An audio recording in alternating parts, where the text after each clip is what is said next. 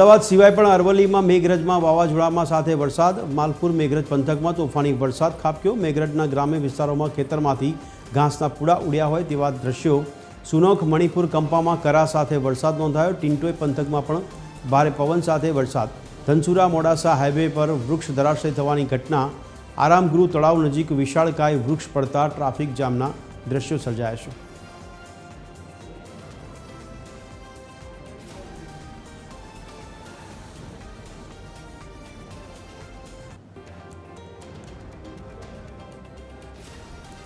તો અરવલ્લીના ભિલોડાના મણિનગર કંપામાં કરા સાથે વરસાદ। ભિલોડાના મણિનગર કંપામાં કરા સાથે તોફાની વરસાદ નોંધાયો છે। જિલ્લામાં અન્ય સ્થળોએ વાવાઝોડું ફૂંકાયું। મોડાસા ઇસરોલ સહિતના પંથકોમાં ભારે પવન સાથે વાવાઝોડું।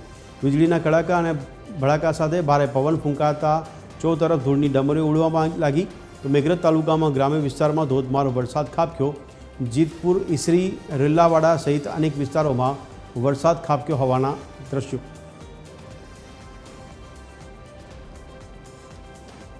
તો આજ અંગે વધુ વિગત આપી રહ્યા છે અમારા સંવાદદાતા સમીર બલોચ। સમીર, જણાવશો અત્યારે અરવલ્લીમાં કેવો માહોલ છે? વરસાદી માહોલને લઈને કેવી સમસ્યાઓ, પાણી ભરાઈ જવાના દ્રશ્યો ક્યાંય નજરે પડી રહ્યા છે?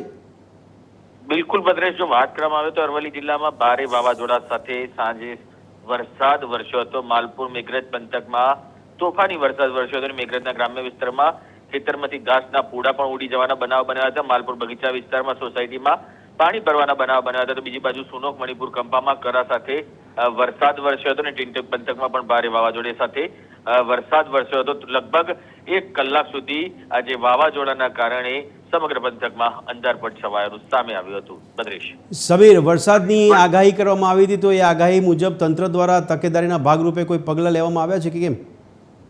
બિલકુલ ભદ્રેશ, જે રીતે હવામાન ખાતાએ અરવલ્લી જિલ્લામાં યલો એલર્ટ જાહેર કરવામાં આવ્યું છે, ત્યારે વહીવટી તંત્ર અત્યારે આ તમામ જે વાવાઝોડાની પ્રક્રિયા છે તેને લઈને સજ્જ બન્યું છે। ડિઝાસ્ટર જે રૂમ છે તે ડિઝાસ્ટર રૂમમાં પણ અધિકારીઓની તૈનાતી કરી દેવામાં આવી છે અને કોઈ પણ જાતની સમસ્યા ન થઈ જાય તે માટેનું ધ્યાન રાખવામાં આવી રહ્યું છે। જી સમીર, ધન્યવાદ સમગ્ર માહિતી આપવા બદલ।